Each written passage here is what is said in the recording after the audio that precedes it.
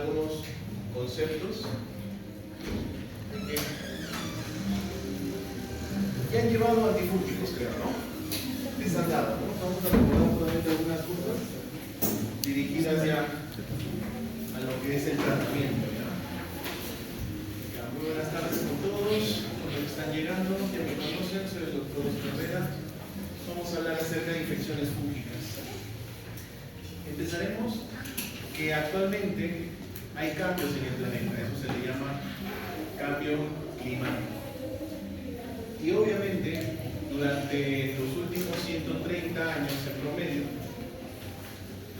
la Tierra ha incrementado su temperatura desde 0.85 hasta 1 grado más de lo que normalmente se ha tenido. Por eso está ocurriendo el deshielo, está creciendo los mares, están apareciendo nuevas infecciones y sobre todo que los microorganismos están teniendo un ambiente propicio para que puedan dividirse con mayor facilidad y por lo tanto ganen mayor virulencia, es decir, hagan más enfermedades, cosa que se está viendo. Esto que genera definitivamente repercusiones en nuestra salud y sobre todo en todos los patrones epidemiológicos que conocemos. Ejemplo, miren, vamos a ver que hay virus que normalmente están acostumbrados a replicarse con mayor rapidez en temperaturas bajas. Sin embargo, está aumentando la temperatura, como ya hemos visto, desde 0.85 a 1 grado más, y esto les ha dado la facilidad también para ciertos virus tropicales, como el dengue, que aumente también. ¿Por qué? Porque no solamente el virus, correcto, sino el vector es el que también está reduciendo su ciclo. Quiere decir que si ponen un huevito, uno de estos zancuditos, y que demoraba por lo menos de 20 a 30 días, ahora está en la mitad. Quiere decir que eclosionan más antes. Por lo tanto, tienes más vectores y los virus se aprovechan de ellos. Por lo tanto, también el ser humano está aumentando, la población, por lo tanto, hay más incremento de enfermedades. Recuerden algo más. Las bacterias también se dividen en dos grandes grupos. En aquellas que les gustan los climas fríos, como el Vibrio cholerae, y temperaturas altas, como el Vibrio cholerae y Salmonella. Y aparte que esto también les gusta lo que es el agua salada. Por eso que en la costa, o en la mayoría de las costas de los continentes, el Vibrio cholerae es uno de los agentes patógenos más frecuentes. Y recordarán si hace algunos años hubo un incremento de casos, hubo un brote de cólera, ¿cierto? En todo el mundo. Y el Perú no se salvó. Y definitivamente Perú también fue uno de los países que tuvo menor mortalidad debido a que se usaban las sales de rehidratación oral, ¿correcto? La salmonela, tanto en su variante tífica, que es la fiebre tifoidea, como la no tífica, también son enfermedades que tienden a estar en zonas tropicales. En cambio, hay ciertas bacterias que también les gustan los climas fríos, y en ellos resaltaremos en esta oportunidad al Campylobacter.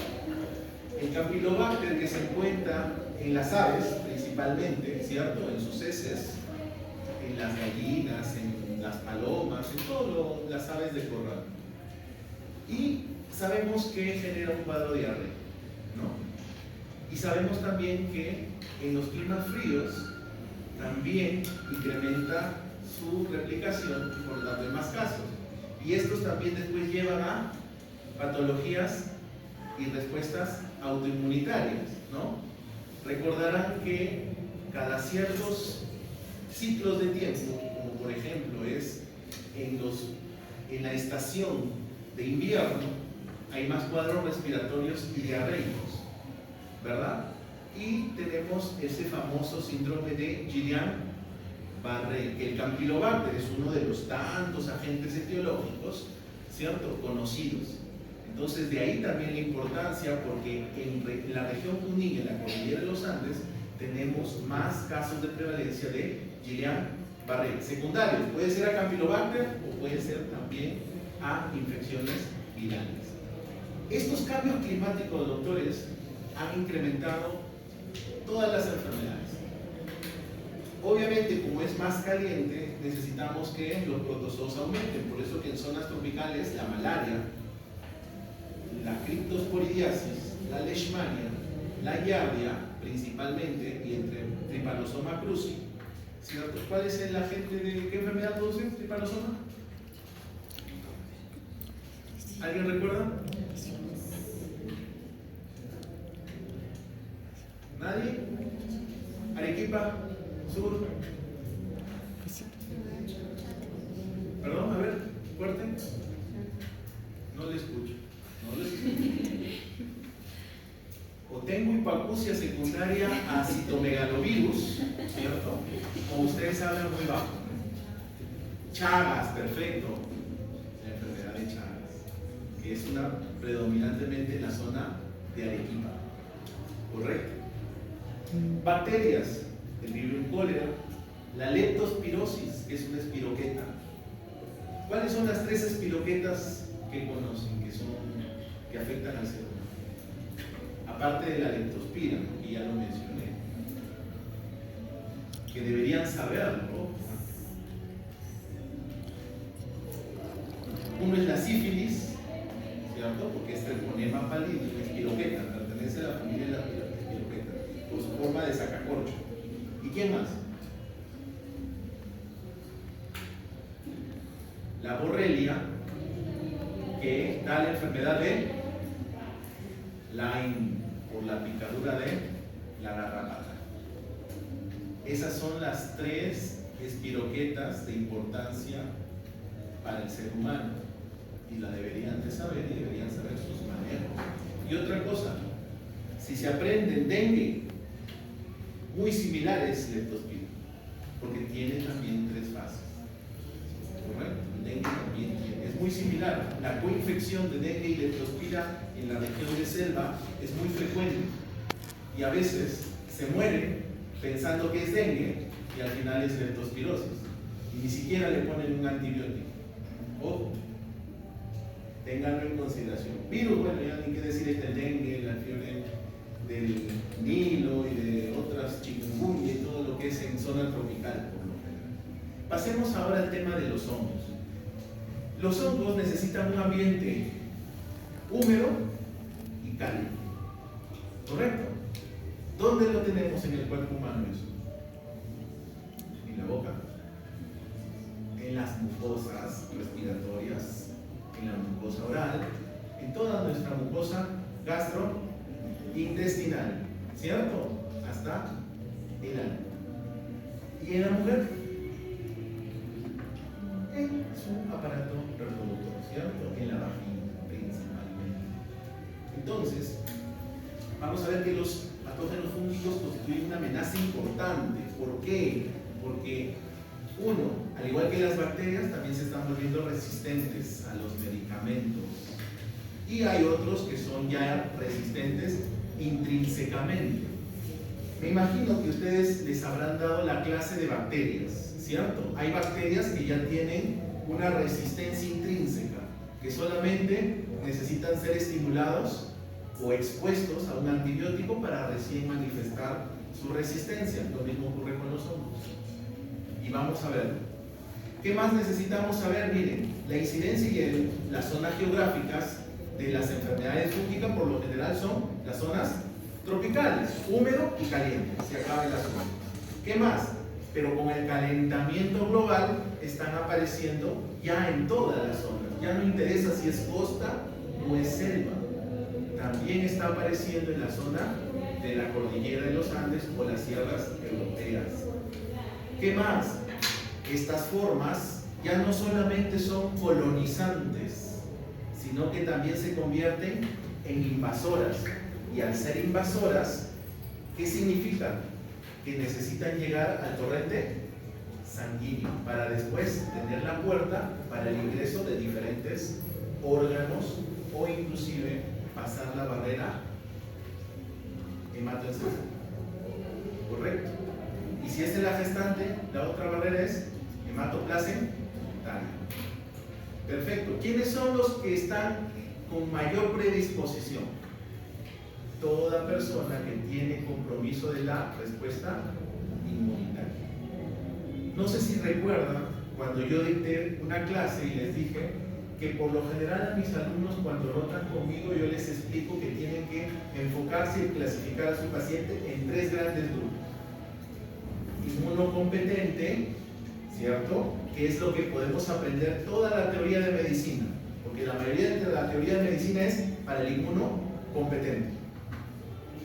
Cambia con el inmunocomprometido y más aún cambia con el inmunosuprimido. Un ejemplo, para hacer un paréntesis, es el inmunocomprometido. Un ejemplo necesito. Ahí los que rotan conmigo. Una enfermedad crónica que hace que al paciente se le considere inmunocomprometido. ¿Quién es? Háganoslo. La diabetes. Perfecto, la diabetes. La diabetes, ¿qué tendrías que cubrir? ¿Qué agente bacteriano tendrías que cubrir? Pseudomonas, porque el diabético tiene mayor predisposición ¿a qué? A infectarse por pseudomonas. La pseudomona, perdón. ¿Y la pseudomona qué le gusta? La glucosa. Entonces, para elegir y tratar a un diabético, no lo voy a tratar como inmunocompetente, ¿cierto? Por ejemplo, si tiene infección de piel, ¿qué le voy a dar? Oxacilina o clindamicina, inmunocompetente. Pero el inmunocomprometido cambia mi visión. ¿Y qué le voy a dar? Tengo que elegir un antibacteriano que cubra pseudomonas. Dependiendo del foco, urinario, amicacina. ¿Cierto? Porque es antipseudomonal. Si es piel o digestivo, una quinolona, por ejemplo, porque también cubre pseudomonas. ¿Me doy a entender? Perfecto. Pasemos acá. Y ni qué decir en el inmunosuprimido, ya tengo que cubrir pseudomonas y masas. Porque se van rápido, se mueren los pacientes. Entonces miren que en hongos también va a pasar algo similar. También va a pasar algo similar. Según la OMS, en el 2022 publicó ya una lista de prioridades de hongos. ¿Por qué? Porque están empezando a tener mayor importancia y mayor relevancia. ¿Por qué? Porque cuando tratamos a un paciente pensamos primero que es una infección bacteriana. ¿Qué le damos? Antibióticos. Y si es inmunocomprometido, le voy escalando, ¿cierto? Ya voy dando antipseudomonales y lo inmunocomprometo más, ¿cierto? Y si es diabético, ¿cuáles son las 2 infecciones que tengo que estar pensando? Primero, bacteriano, ya sabemos que es antipseudomonal, y segundo, hongos. Y el inmunosuprimido, definitivamente, ese está plagado de hongos también. Por ejemplo, un cáncer, una leucemia. Le doy antibióticos, después me va a resultar con neutropenia y el hongo va a empezar a infectar. Y si le doy mucho tiempo antibiótico y antifúngico, le estreso más el cuerpo y puede ser que coja un virus o un virus que ya lo tenía latente, se reactive. Por eso cambia el enfoque si es que ustedes evalúan a sus pacientes en esos 3 grandes grupos. Y no van a estar perdiendo el tiempo, como lo hacen algunos médicos, ¿cierto? Dándole la primera línea, un poquito más escalo, ¿cierto? No. Si tienen claro qué paciente es, le doy el tratamiento que le corresponde. Y así acorto las estancias y evito la sobreestimulación. Y miren, bueno, volvamos al hongo. Creo que ya hemos hecho un repaso más o menos para que hagamos recordar. ¿Cuáles son 4 hongos prioritarios, críticos a nivel mundial? Cryptococcus neoformans, ya lo habrán visto, que es una patología, una enfermedad oportunista, ¿no? En VIH, es frecuente. Y si es inmunocomprometido, los pacientes con cáncer también tienden a tener sobreinfecciones e inclusive MEC con este honguito. Aspergillus fumigatus es el hongo que lo encuentran en todos lados. ¿Han visto el moho del pan? Ya, eso es un aspergillus. El moho del pan es un hongo, es un tipo de aspergillus.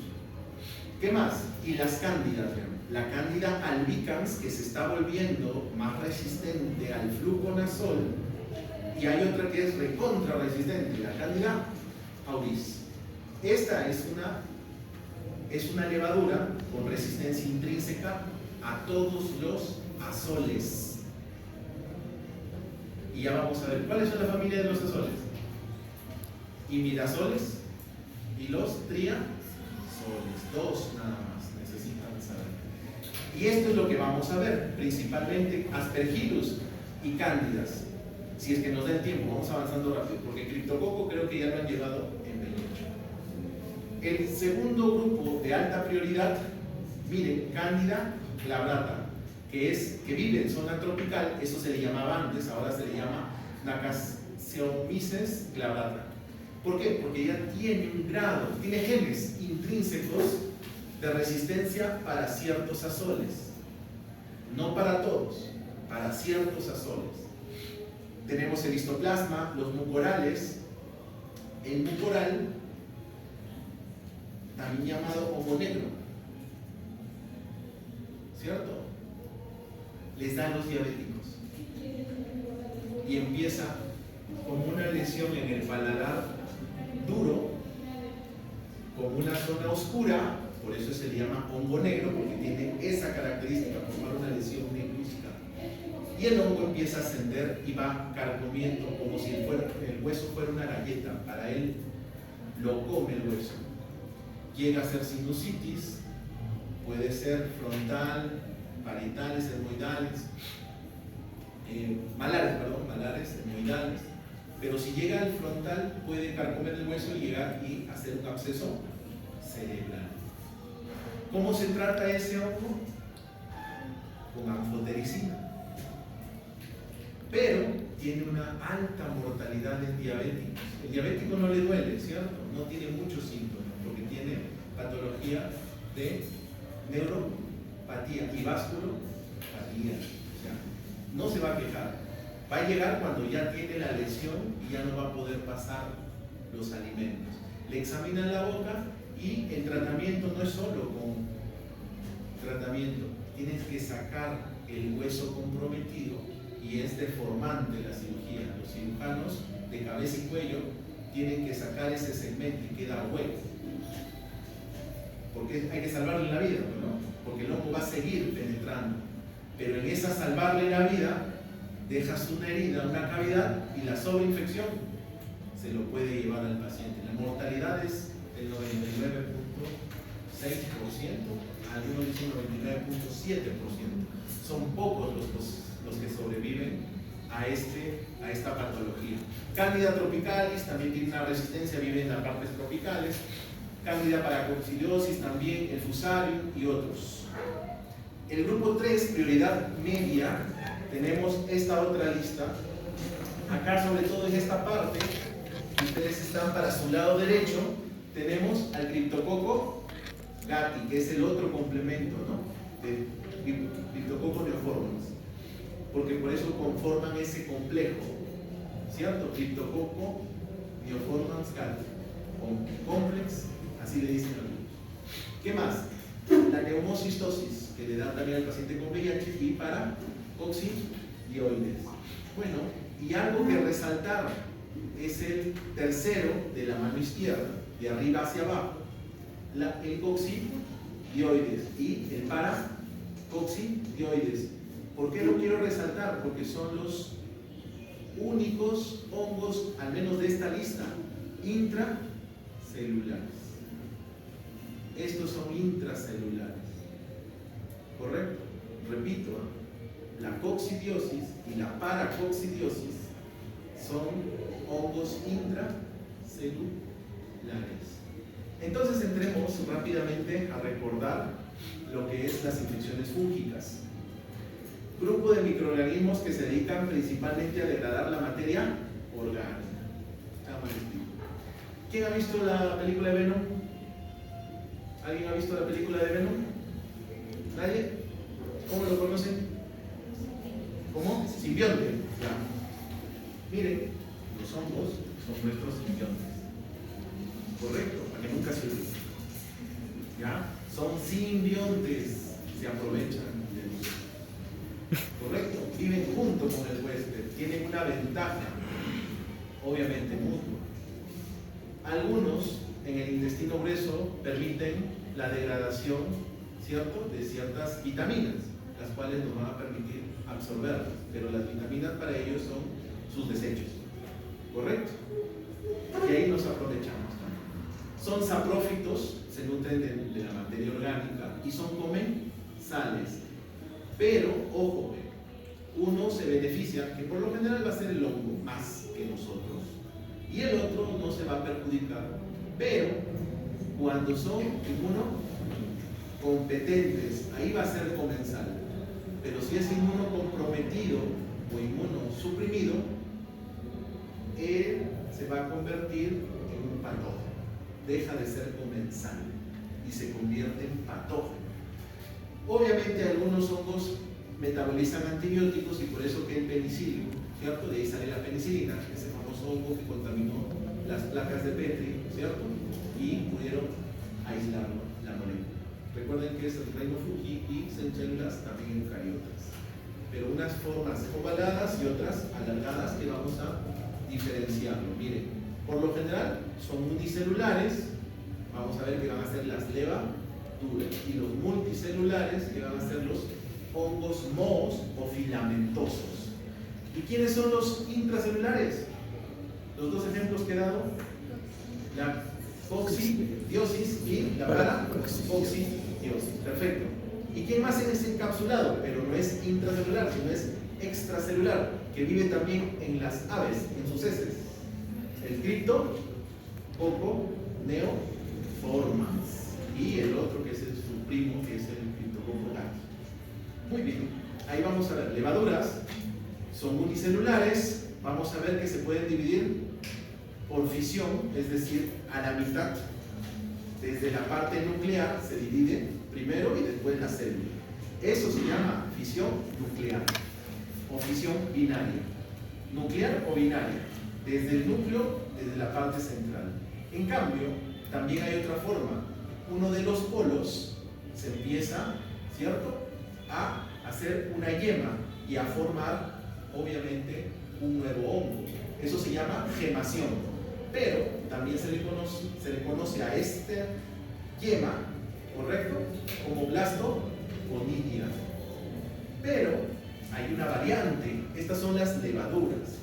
Hay una variante que hay células que tienen un tubo germinal, es decir, uno de los polos, en vez de hacerse una yema, se forma un túbulo. Y después de ese túbulo empieza a tabicarse para después desprender las células. ¿Correcto? Esas son las tres formas de reproducción de las levaduras. Ahora, este tubo o esta forma de tener en los polos dos o más yemas que originan otra levadura, pero que siguen estando unidas, se le llama formas de pseudo-hifas. ¿Por qué? Porque las hifas verdaderas se encuentran en los mohos. Puedan ser estas tabicadas, es decir, cada célula está separada, o puede ser una hifa, ¿cierto?, conjugada, en donde hay varios núcleos, pero no hay tabiques, ¿correcto? Y de ahí de las hifas pueden seguir produciendo más hifas o pueden generar unos tallos que vamos a ver que se les conoce como, ¿cómo se les llama? Estas son las hifas, la parte basal. Las hifas son la parte basal. ¿Cómo se llama esto? Conidia. En cambio arriba, ¿qué era? Blastoconidias. Conidias y blastoconidias, porque son como si fueran acá tallitos, pero acá solamente es una célula en gemación. Y ahora, y el conjunto de las hifas de las partes de abajo, estas zonas tabicadas, alargadas, ¿cómo se llama? Micelio. Cuando hay muchas hifas, pueden estar agrupadas, separadas, inclusive formando ovillos, se le llama micelio. ¿correcto? Y los conidios son las formas asexuales que vendrían a ser todos estos tipo como esporas que se desprenden, pero también se le denomina a todos estos tallitos. ¿Quiénes tienen esta forma? Los mohos, recuerden eso, doctores. Pero también en la naturaleza encontramos aquellos que pueden tener esa flexibilidad de tener la forma de levadura, pero también la forma de hifas. A eso se les conoce como dimórficos o dimorfos. Un dato: los mohos, cuando entran al cuerpo humano, tenemos un rango de temperatura, ¿cierto?, que supera los 36 grados. Cuando el hongo está a más de 35 grados, nuestro cuerpo es mucho mayor, no tienen esta forma, sino tienen la forma de hifas, perdón, de levaduras o de pseudo-hifas. Tienen esta forma.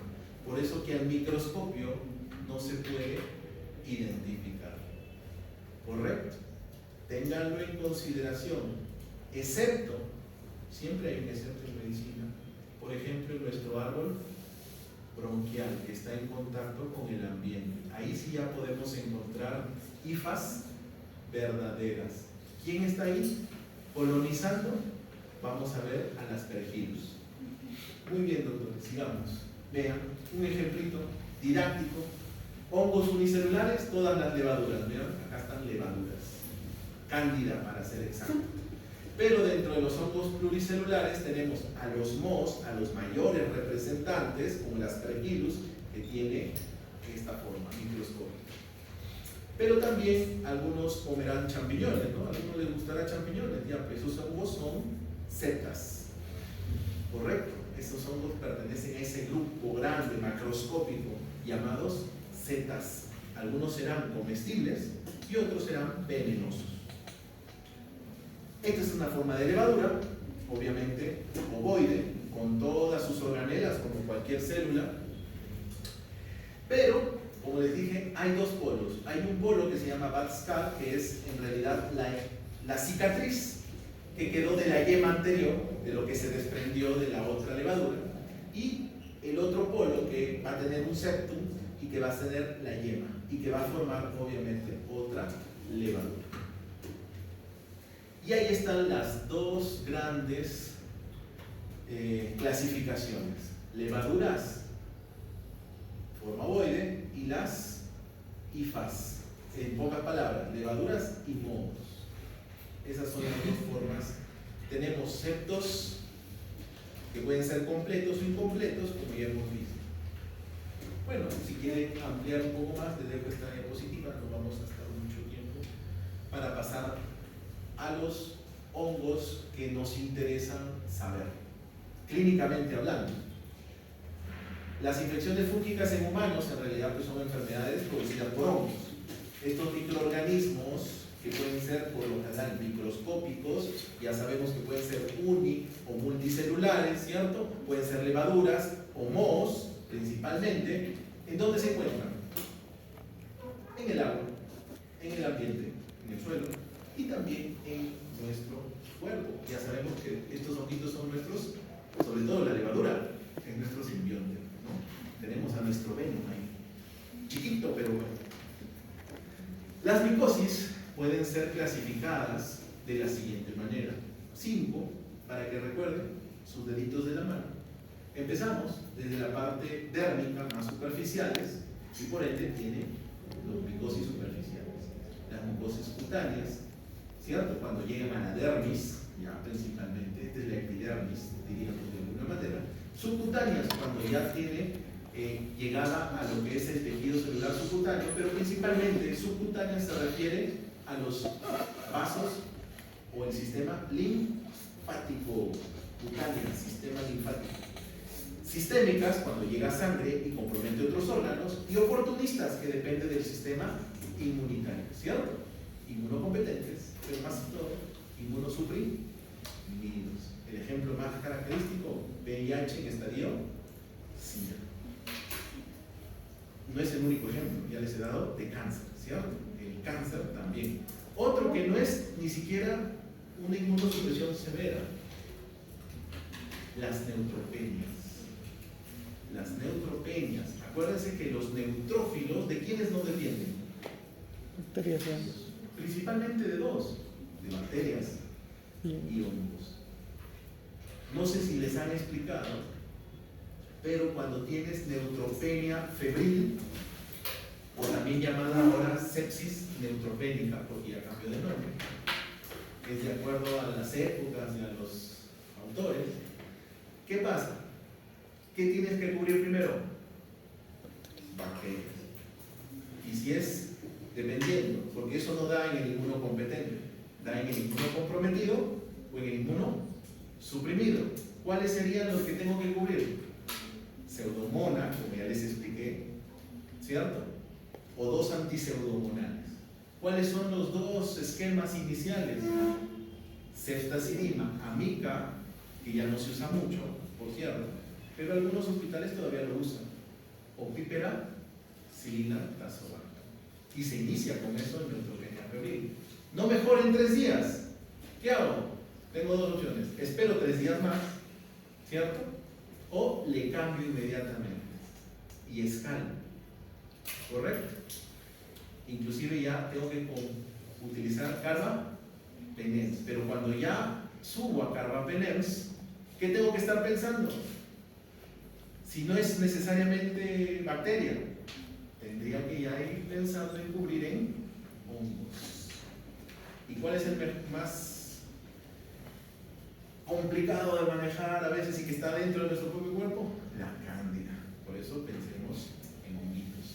Y a la tercera, en 3 días más, no mejora. ¿Qué será? Virus.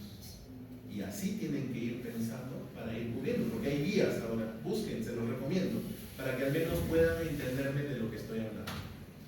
Micosis superficiales, entonces, miren, piedra negra, tiña negra, pitiriasis versicolor, muy frecuente, muy preguntado, por cierto, también, por eso lo subrayo, malacesia púrpura. Piedra blanca, que es otra variante. Algunos usan una nemotecnia para acordarse porque estos son los 4 principales superficiales, es decir, que nos afecta la epidermis. Esto lo deben de ver o les deberían explicar en dermatología. Pero aprovecho para darles una pincelada. Esta es la nemotecnia. 2 piedras, una blanca y negra, una tiña negra más una pitiversicolor. Eso podrían ustedes aprenderse. De los 4, vamos a ver principalmente a la tiña negra y a la pitiriasis versicolor. Vean, esa es la diferencia.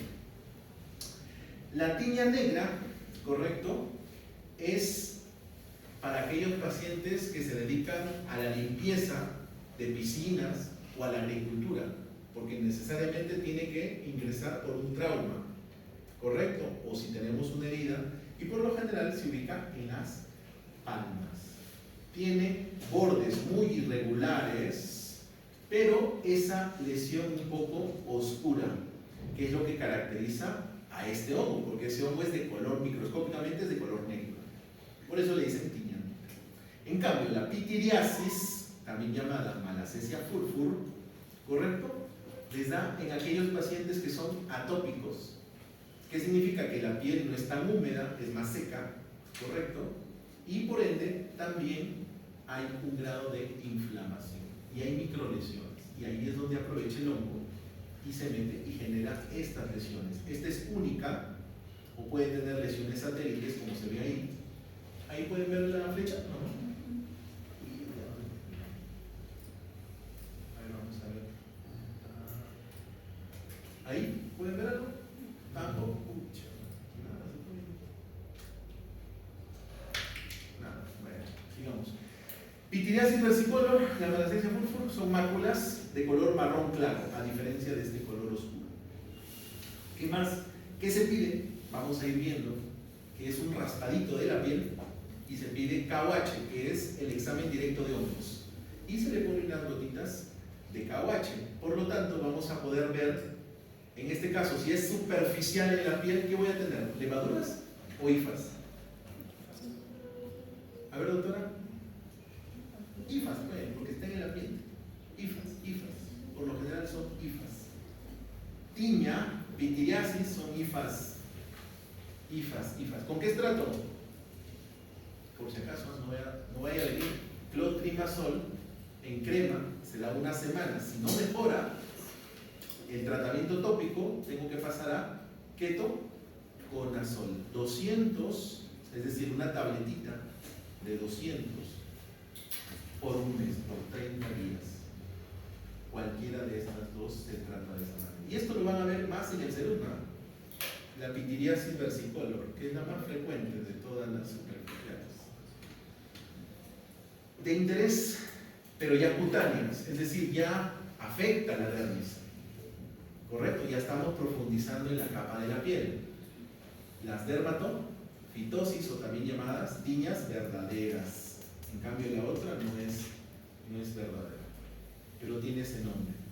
Géneros: Microsporum, Trichophyton y Epidermophyton. Estos producen la tiña capitis, la tiña corporis pluris humanus, lo que es la onicomicosis, que es la tiña unguium, y también la tiña pedis o pie de atleta. Vamos a ver las siguientes. Por favor, no se desmayen, a algunos no les gusta este tipo de lesiones. Pueden ponerse sus lentes oscuros, pueden ver en 3D. ¿Qué caracteriza esto, doctores? Como ya es más profundo, es la dermis, hay un eritema. ¿Dónde se encuentra el folículo piloso? ¿En la epidermis o la dermis? En la dermis. Si ésta se inflama, ¿cierto? ¿Qué va a generar? Que el cabello se caiga. Por eso aparecen en las tiñas, tanto capitis, ¿cierto? Principalmente, y también la tiña de la barba, ¿correcto? Que es también una variante del corporis. Y en los genitales, ¿cierto? También puede aparecer el cruris. Generalmente es eritematoso. Hay mucho eritema en la piel, porque es la dermis. Vean acá, este es el pie de atleta. Está rojo, con bastante descamación en sus bordes. También debajo de la glándula mamaria.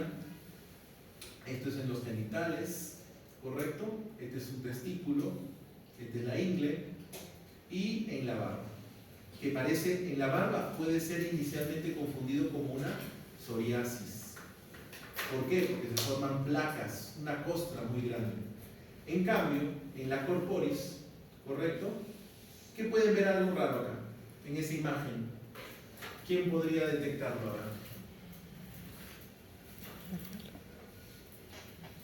¿Alguien puede ver algo raro ahí en la paciente? Porque es una mujer, ¿no? Tiene un halo, ¿Mm? como un halo. ¿Puedes ver el cuello? El lado izquierdo está más grande. Tiene un nódulo. Es una paciente que tiene nódulos tiroides. Es una paciente que tiene una enfermedad endocrinológica. Entonces ya es una paciente inmunocomprometida. Por eso ya les he dicho, clasifiquen a su paciente, pero tengan ese detalle que diríamos que les va a ayudar a hacer un cambio en el diagnóstico. ¿Qué se pide? KUH, se raspe esa lesión, sobre todo los bordes. Acuérdense, la tiña capitis, la de la barba, la de del pie, inclusive del genital, es eritema, es rojo, eritema, con costras en este caso acá. Pero en cambio, la tiña corporis tiene una zona central pálida y bordes eritematosos muy marcados, sobreelevados y descamativos. Eso es lo que les va a permitir el diagnóstico. ¿Y qué será? Bueno, acá está todo lo que hemos visto. Y también la tiña de los uñas, ¿cierto? La onicomicosis o tiña unguium. Se hace raspado, hay hiperqueratosis, por eso es lo que caracteriza, es decir, sobreestimula la formación de queratina, por eso las uñas son gruesas. Y vamos a tener un color medio amarillento. Ese es el cambio de color en la uña, lo que va a generar la sospecha de onicomicosis. Bueno, si hay hipokeratosis, definitivamente eso es un no. ¿Qué se va a generar acá? El raspado de la misma y se le echan gotitas de KOH en el microscopio y vamos a ver. ¿Qué vamos a ver? IFAS,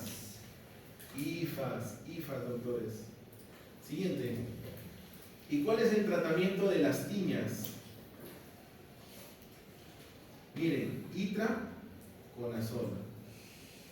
Primero, algunos ahora se utilizan, esa es la primera. 200 miligramos al día. Pero vamos a ver que si están en la uña de las manos, un mes y medio, ¿correcto? 45 días. No es que es una semana, no es que es 2 semanas, no es que es 30 días, que he escuchado también algunos recomendar a pacientes. Un mesecito, un mes y vas a ver, te va a aliviar. No, mentira, no va a mejorar. Va a recaer si es que no le dan mínimo un mes y medio. Y miren en las uñas de los pies. 3 meses deberían de darle, si es que le dan, itraconazol. Una característica del itraconazol es que recién a partir del 8º o 9º día, recién va a concentrarse en la piel y en las uñas. Antes no. ¿Correcto? Después de una semana de tratamiento, recién va a empezar a hacer efecto el medicamento. ¿Estamos de acuerdo? La terbinafina es 250, una tableta al día, en el mismo periodo. Fluconazol, 300 miligramos, pero como tercera opción, y miren cuánto tiempo. ¿Cuánto viene el fluconazol? De 150. Y tengo que darle de 6 a 9 meses, si es que es onicomicosis de las manos. Y en los pies de 9 meses a 18 meses, es decir, hasta año y medio. Vean la diferencia. Si no responde uno, paso al siguiente. Si no responde este, en estos periodos, paso recién al fluconazol. No le den de frente al fluconazol. Y bueno, hay otros medicamentos como la gliofulvina o glicerofulvina de 500 al día. No hay mucho en Perú, definitivamente, no hay. Hay en Lima en algunas clínicas, pero miren, también es de 6 a 9 meses, pero en las manos, y de 12 a 18 meses en los pies. Veamos algo que también tienen que saber. Los antifúngicos, ¿qué RAMs frecuentes dan?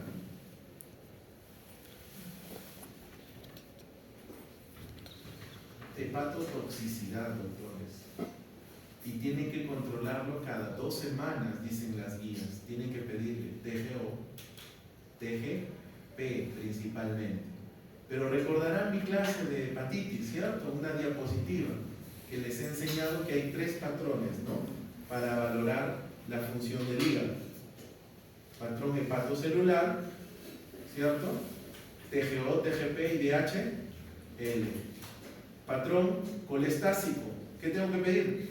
Bilirrubinas totales y fraccionadas, ¿correcto? ¿A predominio de qué? Indirecto. ¿Qué más? Fosfatasa alcalina. ¿Y qué más? Gamma, glutamina, transpeptidasa. Y si quiero ver si hay disfunción del hígado, ¿qué tengo que pedir? Glucosa, ¿cierto? A la cabeza. ¿Qué más? Albúmina, porque su función es para también, ¿cierto? Y dependiente de la vitamina K, porque ya no va a poder, porque está inflamado el hígado. Entonces, se me va a prolongar mi tiempo de protromina y tromboplastina parcialmente activada. Si ustedes saben eso, saben qué pedir. ¿Correcto? Si no saben eso, nunca van a pedir al menos perfil hepático y menos van a saber por qué les están pidiendo perfil hepático. Y eso se usa para todas las infecciones, incluyendo sepsis, ¿no?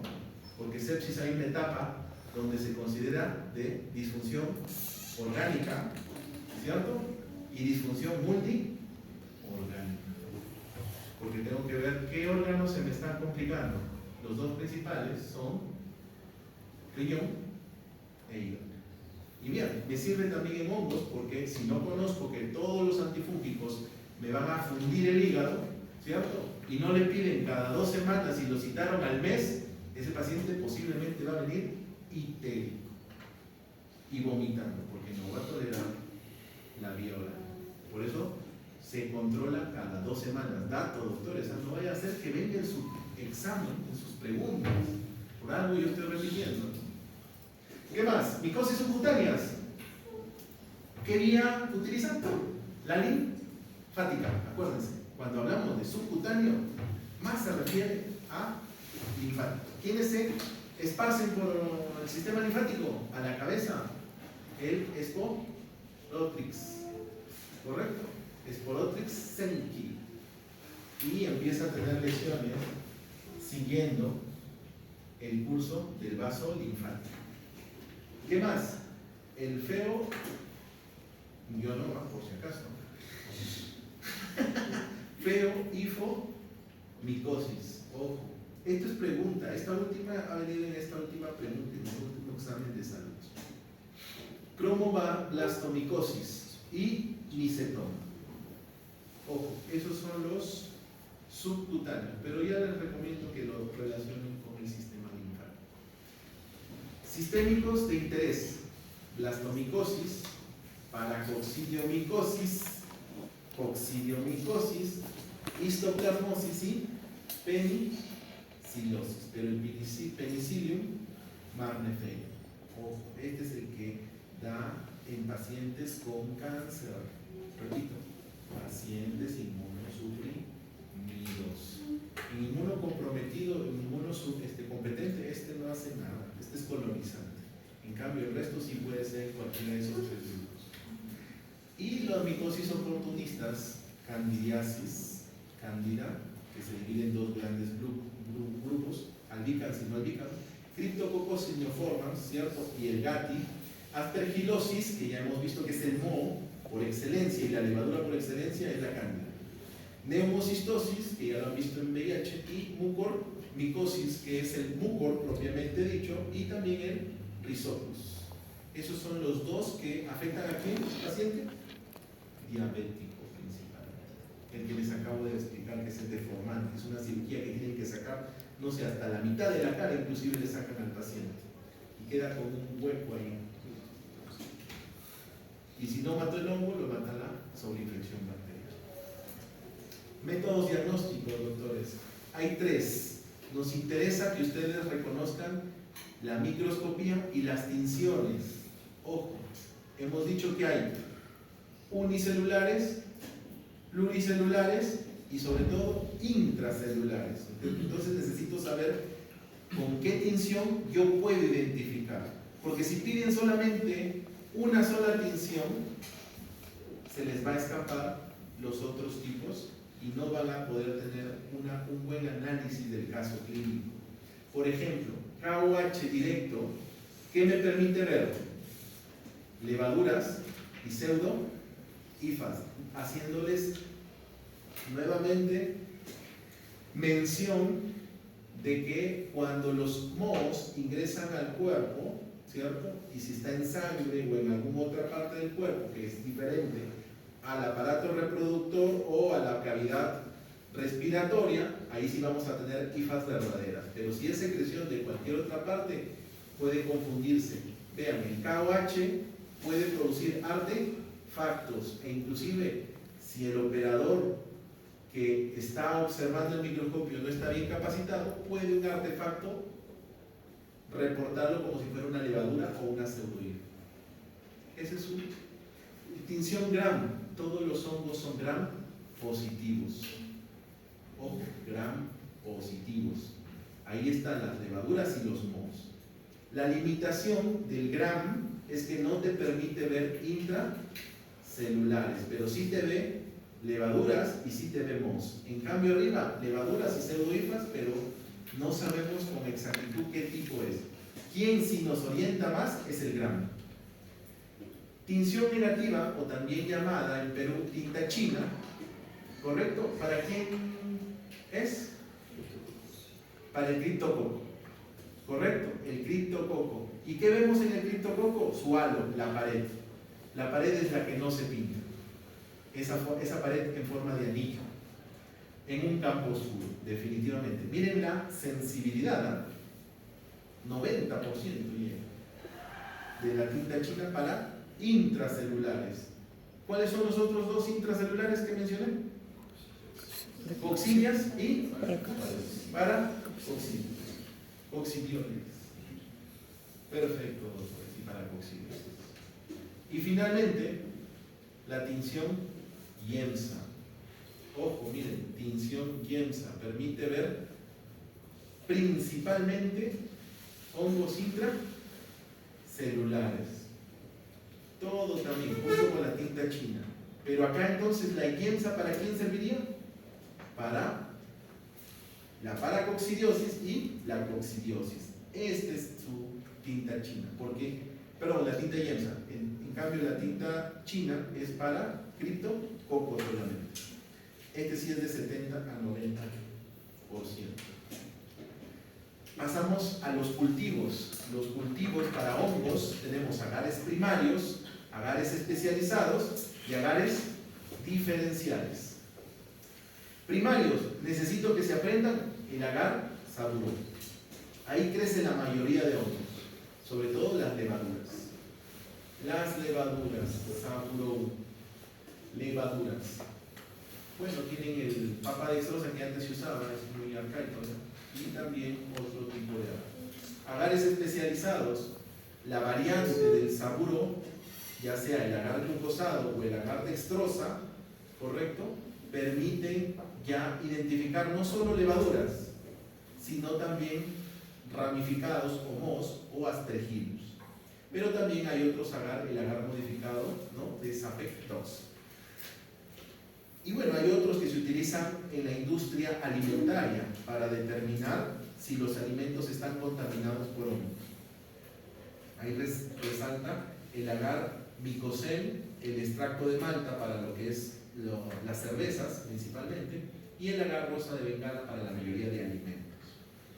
Agar diferenciales, obviamente hay una característica de los mohos.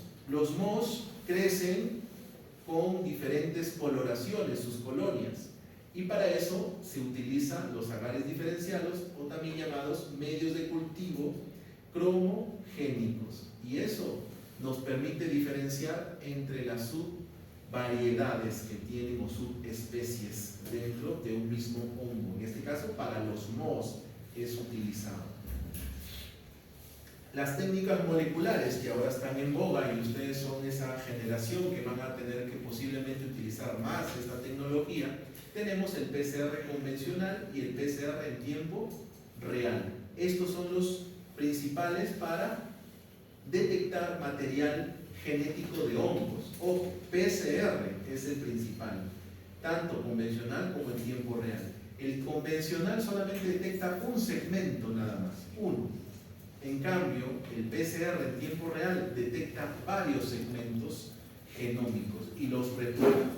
Obviamente el convencional es menos sensible, menos específico, porque solamente detecta una fracción, una porción del genoma. En cambio, el otro tiene mayor sensibilidad porque detecta más segmentos. Y veamos que después de una biopsia, un tejido que pueda estar o no parafinado, se le tiene que hacer la extracción del ADN, y de ahí, si dependiendo si es PCR convencional, va a detectar solamente un segmento, se va a unir a estos primers, un segmento. Si es en PCR en tiempo real, varios segmentos de genoma del hongo. Pasa por un proceso enzimático y puede ser que estos segmentos empiecen a aumentar.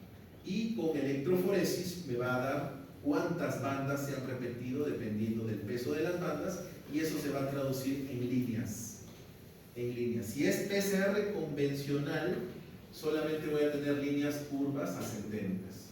Si son en PCR en tiempo real, voy a tener este tipo de gráficas. Y bueno, son diferentes pocillos en donde vamos a encontrar zonas rojas, que sería positivo, y zonas marrones con negatividad. Finalmente, el arsenal, para ir pasando después a los antifúngicos, a los dos tipos de temas que es la candida, vamos a hablar antifúngicos. Los antifúngicos se clasifican en 5, principalmente familias, doctores. Los polienos, que actualmente la amphotericina diríamos que sería como el meropenem o el vancomicina, de gran espectro, pero no es para todos los hongos, y eso lo vamos a ver. Y la nistatina, la más usada en gotitas, que se les da ya sea a los bebitos con una gasita húmeda para limpiarle la boquita, ¿cierto? O los adultos mayores, o también se da en colutorios para tratar de disminuir la población de hongos, sobre todo cándida, en la boca.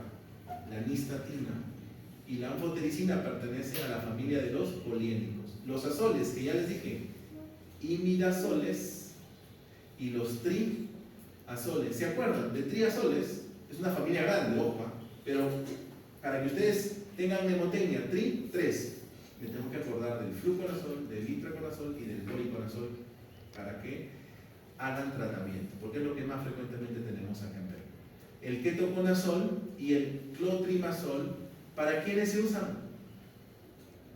Para infecciones superficiales. ¿Cuál será el ejemplo más característico? La pityriasis versicolor, ¿correcto? Para eso se utilizan los imidazoles. ¿Saber para qué? Para hongos superficiales, ¿correcto? También puede ser para la tiña este último, pero principalmente ¿cuál se utiliza para tiñas? Triazoles, vean, itraconazol y fluconazol que hemos visto, ¿cierto? ¿Qué más tenemos? Las alilaminas, estas se utilizan para piel, que son tiñas principalmente, y para tiña unguiales o onicomicosis. Este es típico, esta tercera es frecuentemente utilizada para tiñas, no se olviden, terbinafina, pertenece a las alilaminas. Y finalmente, las equinocandinas, como la caspofungina, hay otros, pero es la más utilizada. ¿Y por qué se le pone en esta diapositiva principalmente?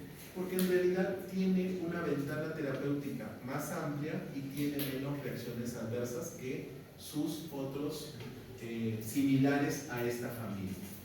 Por eso es una de las mejores selecciones.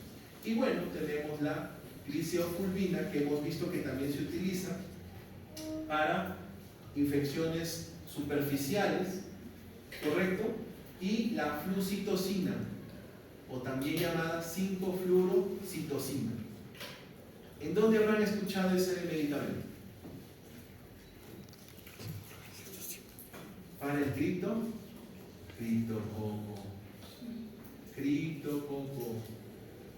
Entonces, miren, se aprenden 5. Vamos a recordar rápidamente, así como los antibacterianos tienen en dónde actuar, por ejemplo. ¿Cuál es la pared? Acá. Pared celular, pregunta de examen, ¿no? Bueno, de que yo pregunto.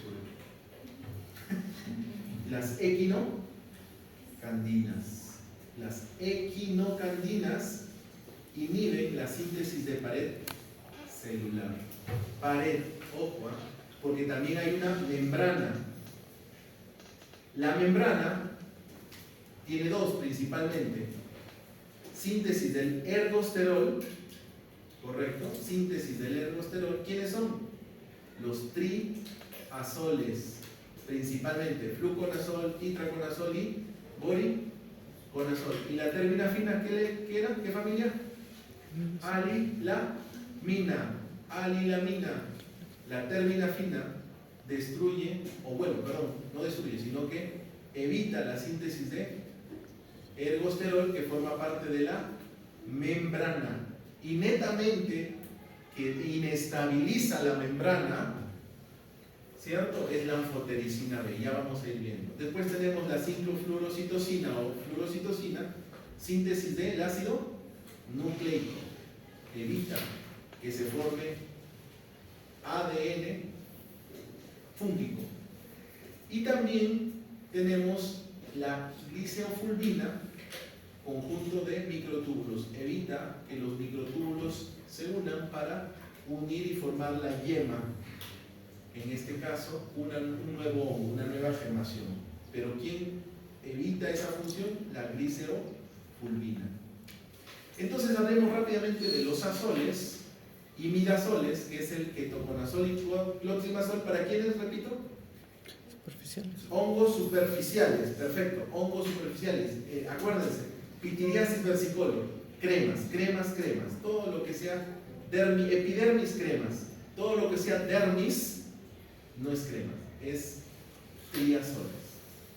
Por eso que a veces los dermatólogos no les va muy bien con el tratamiento, porque ellos piensan que es full cremas. No es solo cremas, depende de la ubicación de la infección. Y terminan algunos visitándonos, ¿no? Yo tengo varios pacientitos dermatólogos. No les fue bien con la... No, me han recetado esto. Y ahora vamos a ver por qué. Vamos a ver. Inhibe la síntesis de ergosterol. Recuerden, el anterior, ergosterol. Es decir, no se va a formar una pared o una membrana. Membrana, perfecto, doctor. Membrana. Ven, el ergosterol tiene que unirse en estas zonas de la pared, y acá están los fosfolípidos y ergosterol, ¿correcto? Entonces, si los azoles evitan que se forme ergosterol en etapas inclusive tempranas, es un ergosterol inmaduro, diríamos, una estructura inmadura, inestable, que va a ocupar el lugar, y por lo tanto, si es inestable, ¿cierto? En algún momento las uniones se rompen y por lo tanto forman poros. La membrana se abre, ¿cierto? Entra líquido y la célula revienta. Así de sencillo para que más o menos se lo aprendan. Y miren, esto es lo que yo quiero que ustedes sepan. Los triazoles, fluconazol, intraconazol y boriconazol, vean, ¿quién es el que tiene mejor cobertura? El boriconazol. Pero el boriconazol tiene un tratamiento específico para alguien nada más, para Aspergillus fumigatus. Esa es su indicación principal. El boriconazol es para Aspergillus fumigatus. Puede ser que venga una preguntita. Se identificó en un paciente el Aspergillus fumigatus. ¿Cuál sería el mejor tratamiento que usted le ofrecería al paciente? A, B, C, D, D. ¿Ustedes ubican? Boriconazol. Y si no aparece boriconazol, la familia, pues, ¿no? Triazol, un triazol. Pero miren, el fluconazol no le hace nada al Aspergillus. ¿Y a quién más no le hace nada? A la Cándida Krusei, no responde. ¿A quién más? A los mucorales, ¿cierto? Al mucor y al rizo. ¿Qué más era? ¿Cuál era? No es la calle de Rizo de Lima, ojo. Pero se acuerdan al menos. Rizopus. ¿Qué más? Fusarium, ninguno. Pero miren, sí puede para los coccidioides, blastomices e histoplasma. Miren, el fluconazol sí le pega, pero ¿quién mejor? Itraconazol y boriconazol. ¿Por qué? Porque estos son sistémicos, miren, sistémicos. ¿Quién le daría mejor? Itraconazol. Boriconazol también, pero ya les he dicho que el boriconazol tiene una indicación especial, Aspergillus fumigatus. Se utiliza también en tiñas, ya hemos visto, es dermis, también actividad contra dermatofitosis. Es decir, también puede usar en tratamientos para pitiriasis, bueno, pero lo que se recomienda en pitiriasis es más otra familia. ¿Cuál era esa otra familia? Imidazoles, los imidazoles que son las cremas. RAMS, puede haber rash, cefalea, diarreas, hepatotoxicidad, por eso está en grande, hepatotoxicidad. ¿Se da en el embarazo? Recuerden, no se da Idealmente, ningún antifúngico se debe de dar en el embarazo. Ninguno. Ni anfotericina. Hay que tener bastante cuidado con el embarazo. Y vean, mucorales, triazoles no sirven. Equinocandinas. También este sí es, ¿qué les he dicho? Pared. Rompe la pared. ¿Qué más? Inhibe el 1,3 de glucano. Se unen muchos de 1,3 beta de glucanos. Se unen. Pero ¿qué hacen las equinocandinas? Vienen y tratan de ocupar justamente este tipo. Se unen a un 1,3 beta de glucano y van a inestabilizar la pared y no va a permitir que continúen las fibras, formándose las fibras gruesas en la pared.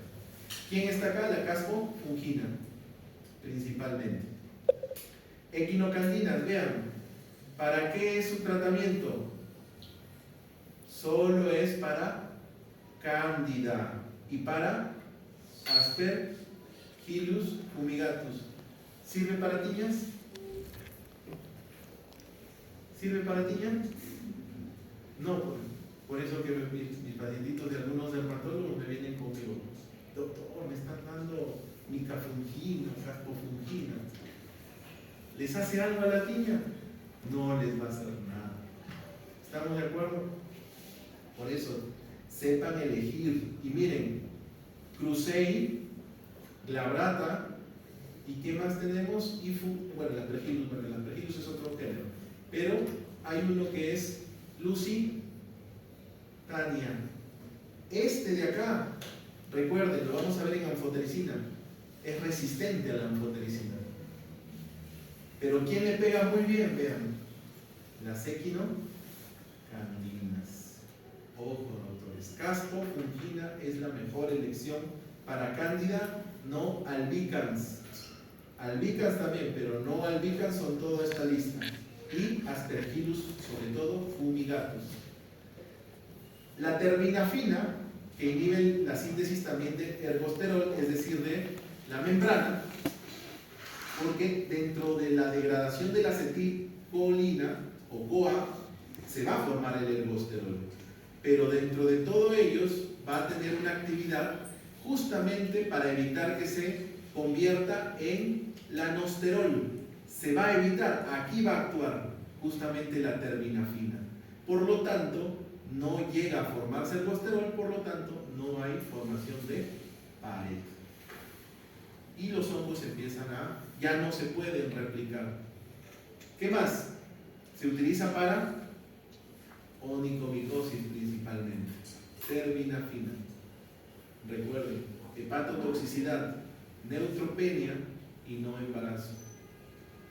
Y la anfotericina B, la estrella del tratamiento antifúngico, vamos a ir avanzando. Tenemos 4 formulaciones: de oxicolato o desoxicolato, como quieran llamarla, liposomal, dispersión coloide y complejo lipídico. Se une al ergosterol, vean, y forma poros, o sea, se une y la siguiente unión debería ser un fosfolípido, pero no. Viene la molécula de la anfotericina, correcto, se une al ergosterol, pero este lo va a jalar y va a formar un acúmulo junto con otros anfotericinas y ergosteroles. Por lo tanto, inestabiliza la pared y se van formando poros. ¿Quién hacía esto? Los triazoles. ¿Correcto? Es el mismo mecanismo. Y una vez que se hace un poro, el líquido y los electrolitos entran a la célula fúngica y se la destruyen. Y vean, ¿cuál es el único que no cubre anfotericina? Pregunta de examen. Cándida lusitaniense o lusitania. No cubre esta cándida principalmente. ¿Y cuál es el tratamiento entonces de esta cándida? Las equinocandinas, la caspofungina principalmente. Miren, el resto todo lo cubre. ¿Ven? Diríamos que la anfotericina es de amplio espectro. Unión a proteínas no vemos. Se administra solo endovenosa en sus 4 presentaciones, ¿no?, que hemos visto. se excrete en heces y en orina, pero hay que ver la toxicidad renal y el trastorno hidroelectrolítico que trae esta presentación, sobre todo la desoxicolato. Y veamos, porque también quiero que ustedes aprendan cómo preparar la anfotericina, porque es una pena, es una tristeza ver a residentes internos actuales en el hospital que no saben cómo preparar la anfotericina.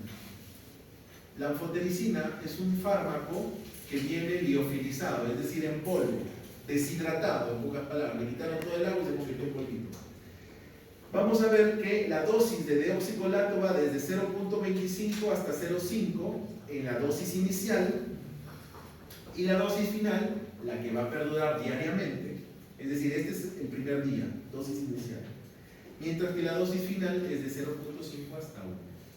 Muchos usan, como yo, el promedio, que es 0.65 miligramos por kilo de peso, para no llegar al extremo de dar el 1 miligramo, porque ese es el rango superior de la dosis. Y a veces si tú le das 1, empiezan las reacciones adversas. Y vean, no se debe exceder una dosis diaria de 1.5 miligramos por kilo. Este es otro sustento. No debo. Si por ejemplo pesa un paciente 100 kilos, ¿correcto?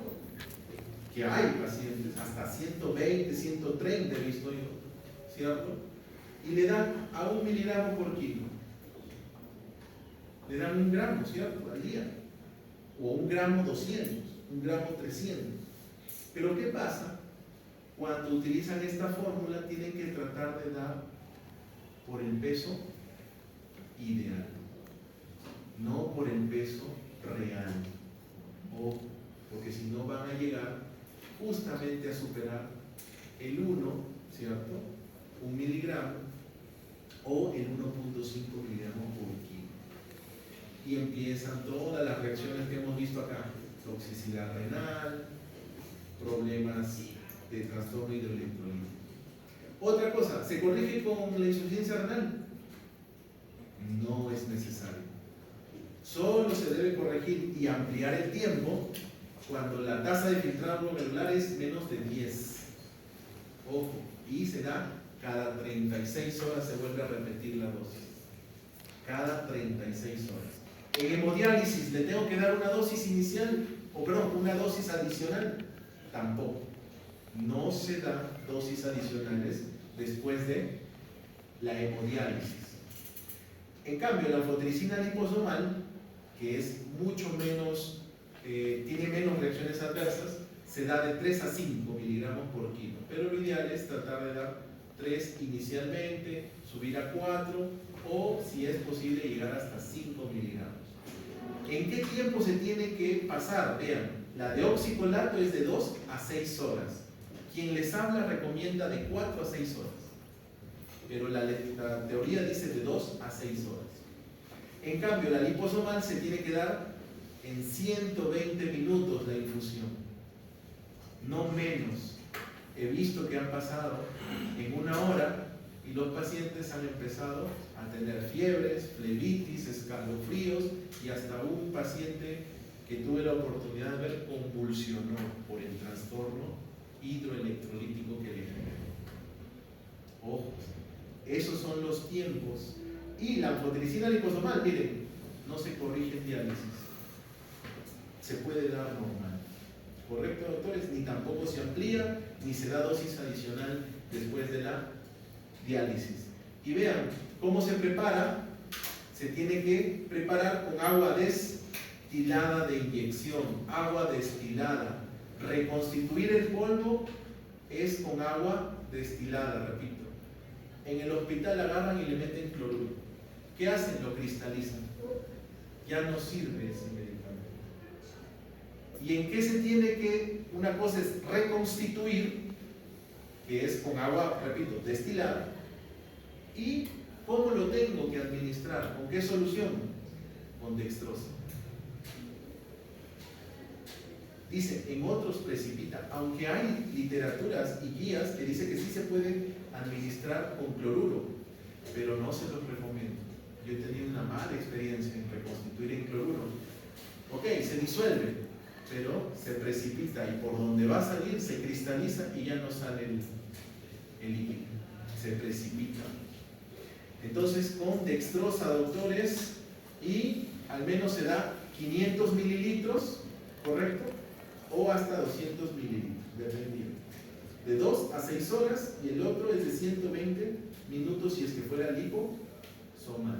Las reacciones adversas, reacción aguda, ¿cierto? Los aquis. ¿Qué es el aqui? Acue, kidney injury, ¿cierto? O sea, una injuria renal aguda. ¿Qué más? Hipotensión. Pacientes hipotensos. Les da fiebre. ¿Por qué? Porque libera citoquinas, escalofríos, hipocalemia, hipomagnesemia. Si le da hipocalemia, ¿qué produce? ¿Qué trastorno cardíaco produce? ¿Ah? ¿Taquicardias? Arritmias, perfecto, arritmias. Y si le puede dar también, ¿qué? ¿Un paro en sístole o en diástole? Si hay hipocalemia, o sea, bajo potasio, porque el calcio va a estar más elevado y eso es lo que genera la contracción. Saquen a un paciente que le da el paro en sístole. No lo sacan. Bien difícil de sacar. ¿Qué tienen que estar haciendo? Potasio. ¿Ponen fármaco? ¿Le ponen adrenalina? Más duro lo van a poner a músculo. ¿Qué se hace? Se desfibrilina. Porque si está contracturado con la electricidad, lo que va a hacer es despolarizarlo y empieza nuevamente la función. ¿Correcto? ¿Estamos de acuerdo? Trombocitopenias, anemias y tromboflebitis. Acuérdense, esta diapo, por favor, ¿eh? Si pueden tomarle foto, tómenle foto. Y bueno, la 5-fluorocitosina o flucitosina es una pirimidina fluorada, ¿cierto? Que evita la síntesis de ADN fúngico. ¿Correcto? Esto ya no lo voy a explicar. Esto se usa solamente, el tratamiento es para, vean, cripto, coco, ¿cierto? Y también cándida lucitaniae, ¿cierto? El que es resistente a ANFO, pero que responde bien a equinocandina. Y si no tuviera equinocandina, porque en Estados Unidos utilizan esto como primera opción, antes que las equinocandinas. ¿Correcto, doctores? ¿Qué no cubre? Aspergillus fumigatus. Vean, Aspergillus fumigatus es lo único que no cubre, pero cubre bien Cryptococcus neoformas y todas las otras cándidas, excepto la cándida lucitaniae. Empecemos entonces, doctores, ya que nos queda poquito tiempo. Cándida invasiva y la oroesofágica. Recuerden, es nuestro simbionte, ¿correcto? Está dentro formando. ¿Se le llama flora ahora? Microbioma. ¿Cómo se llama? Microbioma. Bioma, porque engloba a la microbiota, bacteria, ¿cierto? Al fungioma, al viroma, ¿cierto? Y al bioma parasitario. ¿Correcto? Y vean dónde se encuentra, principalmente en las mucosas. En este caso, por ejemplo, en la cavidad oral. Vamos a ver, vean, la cándida penetra la mucosa, se enraiza, ¿correcto? Por eso es difícil. Cuando sacas al hongo, dejas una úlcera, porque normalmente penetra, se queda ahí anclada, como le dicen algunos autores. Y veamos que lo normal que puedas encontrar, miren, en niños sanos es de 40 a 65, en adultos sanos de 30 a 45, edad avanzada, es decir, adulto mayor, es la mayor cantidad, de 50 hasta 70% en la boca. Portadores de prótesis dentales de 50 a 65, en diabéticos, miren, el mayor porcentaje, de 70 a 90. Ni qué decir los que son leucemias o tratamientos con quimioterápicos, 90% aumenta la población de cándida. Y VIH, 95%. ¿Qué más? Son hongos levaduriformes. Pertenecen al microbioma, pero fungioma. Cuando se le dice el conjunto de hongos En el ser humano se le llama fungioma. Y vean, esta es la clasificación. Candida albicans, la albicans, es decir, Candida albicans. Albicans es el honguito que vive con nosotros. Pero el no albicans son en zonas calurosas o tropicales y que tienen un grado de resistencia al menos a los azoles, estos tres principalmente: glabrata, cruce y tropicales. Y el que actualmente tiene más importancia es el auris, porque ese sí tiene resistencia a todos los medicamentos, excepto la anfotericina. Es la única que le pega a la Candida auris. Recuerden eso, Candida auris. Y vean, esta es la fisiopatología en tres grandes pasos. Primero, hay que tener un desequilibrio del microbioma a nivel de la cavidad oral, principalmente. Colonización, es decir, aumente la población y se empiece a anclar, ¿correcto? ¿En quién más ocurre? En inmunocomprometidos. Corticoides, uso de bomba de protones, inhibidores, acalasia, es decir, un trastorno funcional, y trastorno motor. Etapa de la infección, ya cuando el paciente empieza a decir: me duele para pasar la saliva, para pasar los líquidos o para pasar las comidas sólidas. ¿Eso cómo se llama? Disfagia.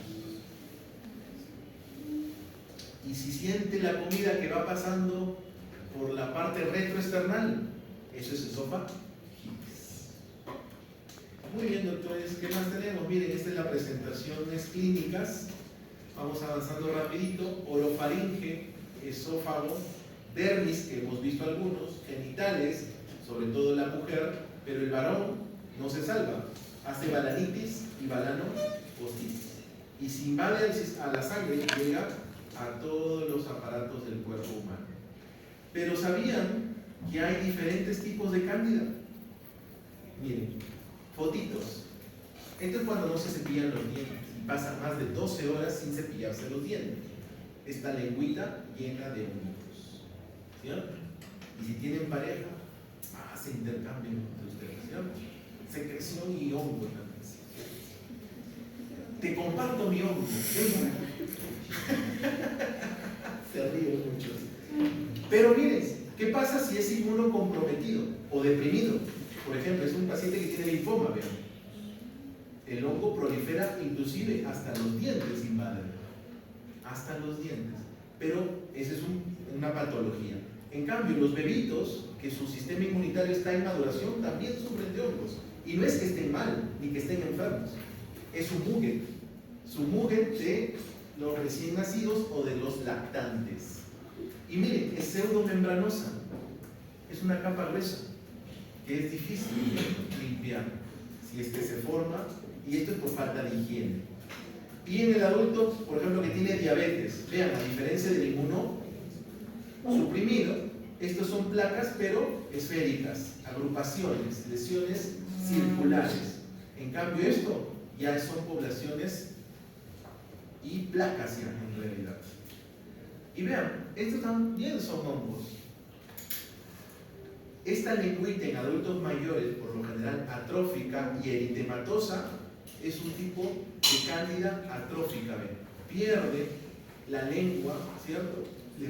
Es una lengua lisa, le dicen. Ya no tiene las rugosidades normales. Vean, una lengua muy eritematosa. Este es un paciente adulto mayor también. O estas lesiones rojizas en el paladar duro. ¿Esto dónde también aparece? En el glande del varón. Y son hongos, es una cándida, ¿correcto?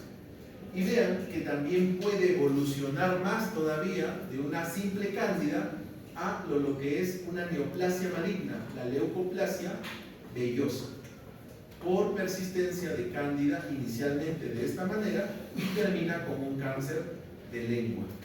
El hongo también puede estimular a generar un cambio en las células. El cuadro clínico, hemos dicho primero dolor en la boca, después dolor al pasar, ya sea líquidos o alimentos, disfagia. Entonces primero odinofagia, y después disfagia. Y si siento, o el paciente le refiere que siente que la comida está pasando por detrás del esternón, ¿cierto? Eso se llama esofagitis. El muge es lo más que se encuentra, lo más frecuente, un promedio 50 hasta 75%. El diagnóstico que tengo que hacer: endoscopía. Su prevalencia diagnóstica va desde 0.77 hasta 2.4, es bajo a pesar de, y se tiene que demostrar la presencia de IFAS. Ojo, IFAS. Y acá hay una tinción para pacientes con VIH, argéntica o mori. Pero si yo quiero tener IFAS, ¿cuál era la tinción, doctores? YEMSA. YEMSA es para intracelulares. Gram. Tinción gram, nada más. Porque me permite levaduras y MOS. ¿Cierto? Exacto. Perfecto. Gram. Y tinción directa, solo levaduras y pseudo IFAS. Criptococo es tinción tinta china. Y la YEMSA, ¿cuál era? Para coccidio y coccidio tricótico. Miren, estas son la candidiasis en adulto mayor, pequeñitos, puntitos blancos. En VIH, miren, son manchas, son capas ya, placas. Pero el paciente con cáncer es placas y úlceras. Y hay dos clasificaciones, lo pueden leer, la de Cox y la Wilcox, que es la que más se utiliza ahora. La de Wilcox. Eso lo pueden repasar. Cándida invasiva. Y ya creo que nos hemos pasado 5 minutos, pero bueno, 5 minutos más, no creo que. Cándida invasiva diseminada y la candidemia. La invasiva es la cuando ya llega sangre, pero llega a otros órganos. Y se incluye acá a la esofagitis. Y la candidemia solamente es en sangre. Acá están las diferentes definiciones: invasión del sistema nervioso, osteoarticular, hay artritis candidiásica, infecciones de la vía urinaria, más en mujeres o pacientes diabéticos o inmunocomprometidos o suprimidos. Candidiasis crónica, hay algo que deben de saber: hepatoesplenomegalia en el paciente, que no tiene nada que ver con otras infecciones, y la esofagitis. Hay Candida score, que es para adultos, doctores, y si tienes 3 puntos o más, el paciente se debe de beneficiar dándole el tratamiento. 3 puntos o más. Ahí están los: colonización, que encuentres en 1 o 2 zonas o más. Es decir, por ejemplo, tienen un examen de orina, sale IFAS. Tiene en la boca, ya van 2 zonas. Tiene un intertrigo y le raspan KOH y salen levaduras, cándida, o sea, ya tiene 2 o más. Estancia en UCI y más si es operado abdominal o pélvicamente. Sepsis severa, bueno, si cumple el criterio de sepsis, y nutrición parenteral. Cualquiera, 3 o más puntos, tiene que recibir el paciente. Aquellos que les guste ser pediatras y les gustan las matemáticas, cálculos tridimensionales, ¿cierto?, pueden utilizar el score de Nebraska. Pero en mi hospital, donde yo trabajo, que es el Hospital del Carmen, a ningún neonatólogo o pediatra le he visto que calcule esto. Él necesita tener, dice, evidencia de que le estás dando antibiótico y sigue con fiebre, ¿cierto? Le piden algún panel viral, tampoco sale. Lo que queda es hongo, ahí recién le dan. Vean la diferencia. El tiempo de dar tratamiento también es importante. Pero miren, existen scores también que nos sirven. Pero algo que yo les digo a mis alumnos cuando rotan: apréndanse mejor factores de riesgo. Balanceen la situación del paciente, y si está con mero banco y sigue con fiebre, piensen en hongos, por favor. Eso sí se lo digo. Fármaco de elección, fluconazol. Y acá está, ven, esta es la guía de la ITSA, la más actual. ¿Cuánto se da? Si es cavidad oral, solo en la boca, 7 días o 7 días en la boca. Si es esófago y boca, 14 días. Y si es candidemia, de 14 a 21 días. Fluconazol tienen también el tratamiento de intraconazol, que es de 14 a 21. El voriconazol también es de 14 a 21. Recuerden que eso le pega también muy bien a cándida. Tienen equinocandinas, la caspofungina, pero también tienen anfotericina B. ¿Para qué es la anfotericina B? Para las cándidas no albicans. Glabrata, Clusei, Lusitania. No, esa no responde. Correcto, muy bien, ya aprendieron. Aspergilosis rápidamente para que puedan leerlo. Recuerden que este es un moho, miren, hay más de 350 especies. El moho del pan, de las paredes, y los que trabajan en construcción y minería se pueden infectar si es que no utilizan equipos de protección adecuados. O simplemente visitar las ruinas, ¿cierto?, antiguas, ahí abunda la aspergillus. ¿Qué más? Estas son las características, eso lo pueden leer, eso no les voy a tomar.